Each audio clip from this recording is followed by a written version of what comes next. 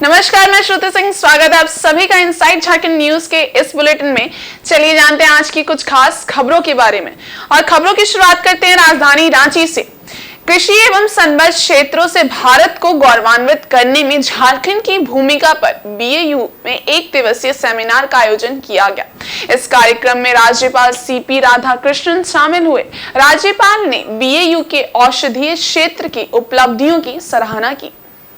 राज्यपाल ने सेमिनार के विषय में बताया कि वर्तमान संदर्भ में राज्य के लिए ये एक बड़ी चुनौती एवं प्रेरणादायक है। उन्होंने राज्य के विश्वविद्यालयों में एकेडमिक काउंसिल प्लेटफॉर्म के सृजन का समर्थन किया। साथ ही विश्वविद्यालयों में इस तरह के आयोजन को भावी झारखंड के निर्माण में नई सोच, नए विचार एवं संसाधनों के उचित उपयोग को बढ़ावा देने वाला बताया। उन्होंने विश्वविद्यालयों में राज्य की देशज तकनीकी पर आधारित छोटे छोटे स्टार्टअप को बढ़ावा देने पर बल दिया। राज्यपाल ने कहा कि बिरसा कृषि विश्वविद्यालय का फसल एवं पशु प्रजाति के विकास के साथ विशेषकर औषधीय क्षेत्र में उत्कृष्ट योगदान रहा है।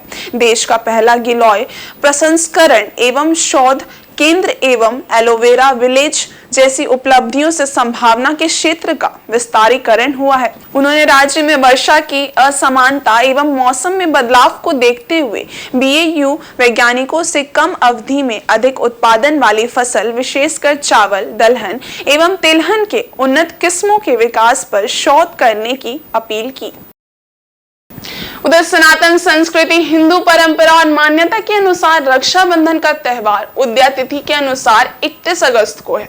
भाई बहन के अटूट प्यार के इस त्योहार की तैयारी शुरू हो चुकी है।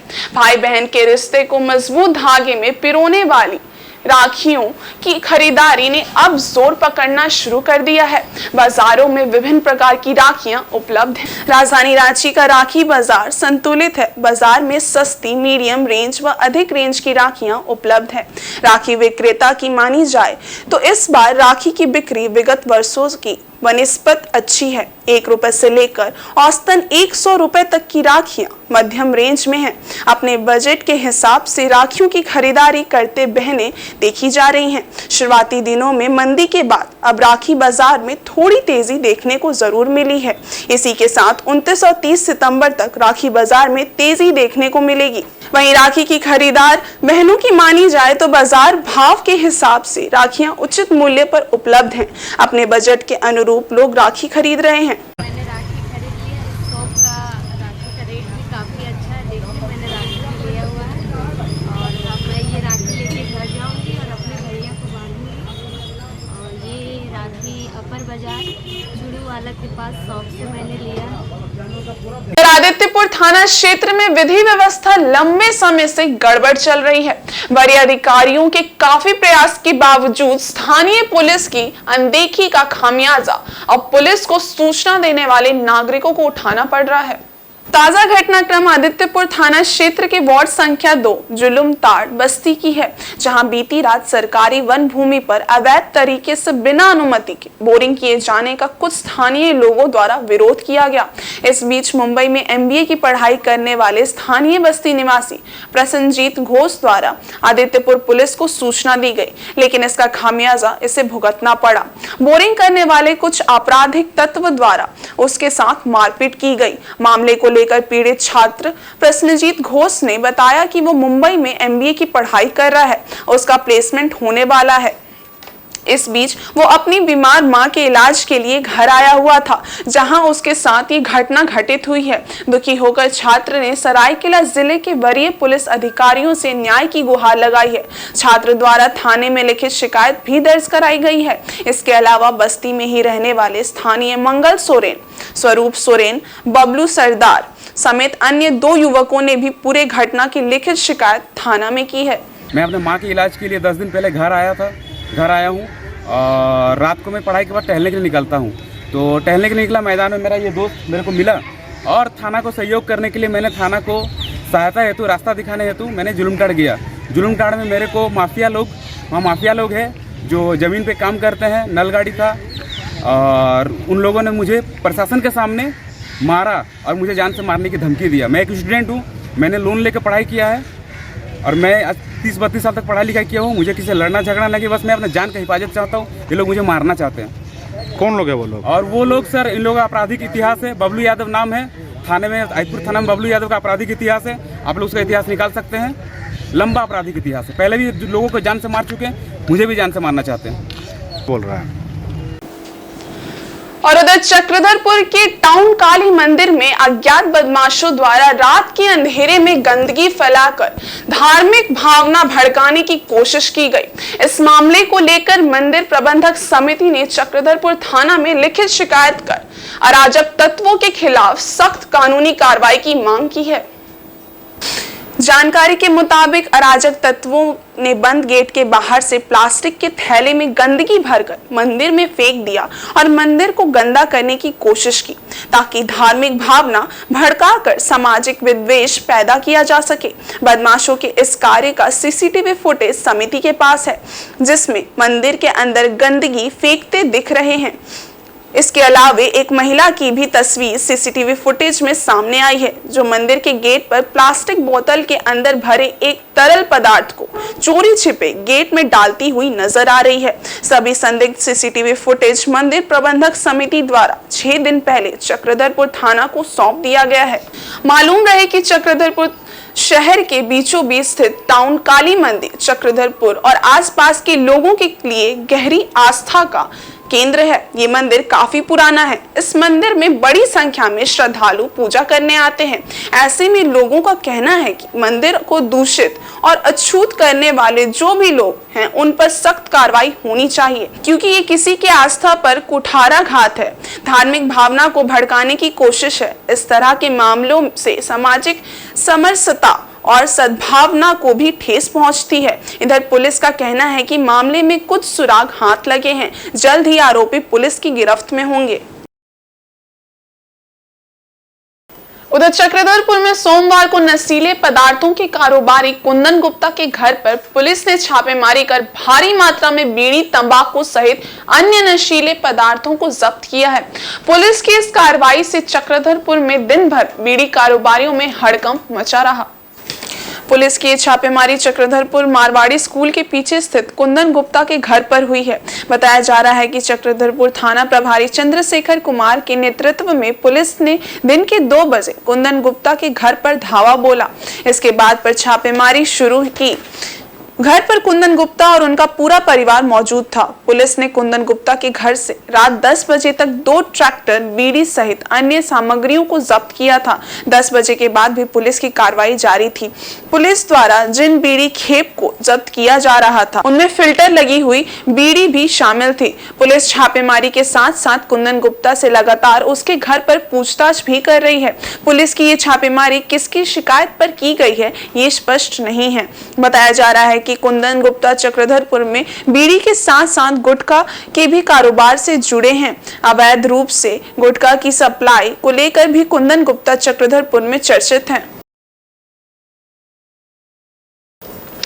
उधर राजधानी रांची के हृदय स्थली कहे जाने वाले अल्बर्ट एक्का चौक मुख्य मार्ग पर विगत 1971 से आकस्मिक कारणों को छोड़कर यथासंभव और आकर्षक पूजा का आयोजन चंद्रशेखर आजाद दुर्गा पूजा समिति करती रही है, जिसके तहत मंगलवार को दुर्गा पूजा पंडाल निर्माण का कार्य यजमान की भूमि पूजन के साथ प्रारंभ हो गया। चंद्रशेखर आजाद दुर्गा पूजा समिति इस वर्ष शहरवासियों एवं आसपास के क्षेत्र के लोगों को अपने पूजा पंडाल के प्रारूप में देवलोक की प्रस्तुति करने जा रही है। ये पंडाल बेहद ही आकर्षक होगा, जो लाइटनिंग से सजा होगा। कोलकाता से आए कारीगरों द्वारा पूजा पंडाल का निर्माण होना है। पूजा पंडाल में आकर्षक लाइट बेहद ही खास रूप से लगाया जाना है। देवलोक रूपी पंडाल में माँ दुर्गा और माँ दुर्गा के दरबार में स्थापित प्रतिमाओं की जीवंत प्रस्तुति रहेगी। चंद्रशेखर आजाद दुर्गा पूजा समिति के अध्यक्ष रमेश सिंह का कहना है कि हम सभी सदस्य भूमि पूजन के साथ मां की आराधना के लिए तत्परता के साथ लगे हैं। कोशिश होगी कि प्रत्येक वर्ष की भांति इस वर्ष भी पंडाल जीवंत रूप में दिखे। क्या कुछ विशेष व्यवस्था?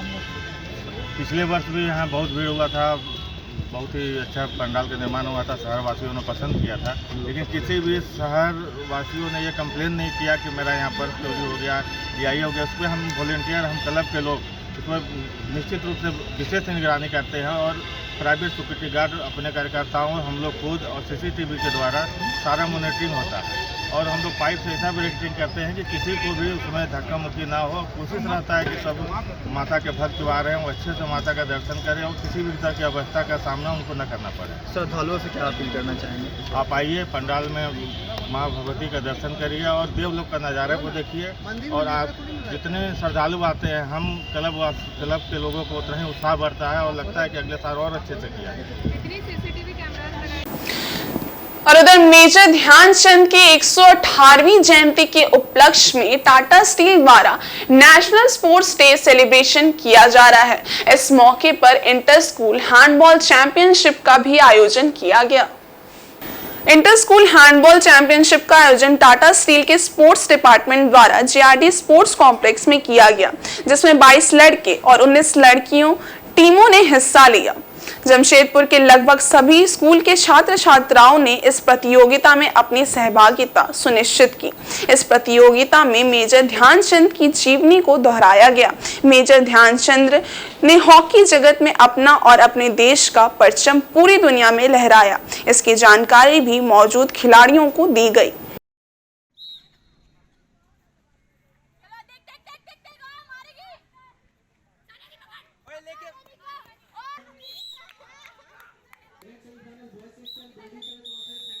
स्पोर्ट्स डे मेजर ध्यानचंद का आज 118वां बर्थ एनिवर्सरी के उपलक्ष्य में पूरे देश में आज उत्साह का माहौल है। इस अवसर में टाटा स्टील स्पोर्ट्स डिपार्टमेंट बहुत सारा इवेंट करा रहा है, जिसमें ये इंटर स्कूल हैंडबॉल चैम्पियनशिप भी हो रहा है। इसमें करीब 22 बॉयज़ और 19 गर्ल्स की टीम पार्टिसिपेट कर रही है। मैक्सिमम स्कूल जमशेदपुर के जितने हैं वो पार्टिसिपेट कर रही है। आप देख रहे हैं कि बहुत ही अच्छा माहौल है लड़की और लड़कों में, सभी मिल के एक उत्साह का माहौल है। उनको बताया जा रहा है मेजर ध्यानचंद क्या थे और ओलंपिक में कितने गोल्ड मेडल उन्होंने लिया, उनके इतिहास के बारे में इन बच्चों को बताया जा रहा है। तो ये पूरा देश इसको उत्साह के अवसर पर देख रहा है। तो हम लोग भी तो इस उत्साह के मौसम में टाटा स्टील कभी पीछे नहीं रहा है। तो इस मौके पे Tata steel sports department inter school handball tournament करा रहा है। और इधर जमशेदपुर में सावन माह की अंतिम सोमवारी पर हर हर महादेव सेवा संघ की ओर से साक्षी गुरुद्वारा मैदान में भजन संध्या का आयोजन किया गया। इसमें मशहूर लोक गायिका कल्पना पटवारी ने शिरकत की। कार्यक्रम के दौरान संघ द्वारा आयोजित इस 22वीं भजन संध्या में मशहूर गायिका कल्पना पटवारी ने भजनों की प्रस्तुति दी।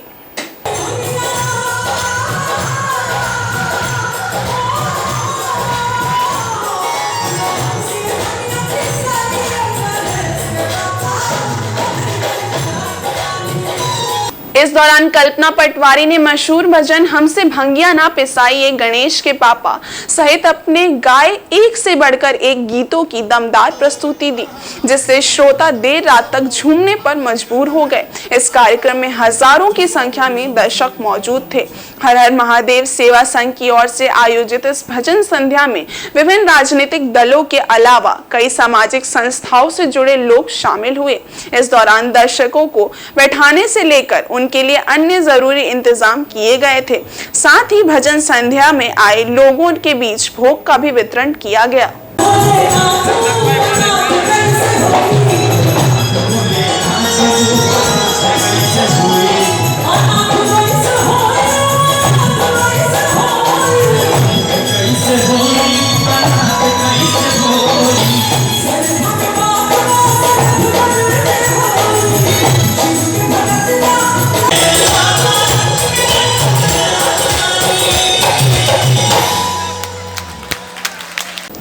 और इधर जमशेदपुर की बारेडी बस्ती में 43 वर्षों से निर्माणाधीन एक शिव मंदिर बनकर तैयार हुआ, जिसका उद्घाटन बड़े धूमधाम से सोमवार को किया गया, जहां बड़ी संख्या में भक्तगण मौजूद रहे।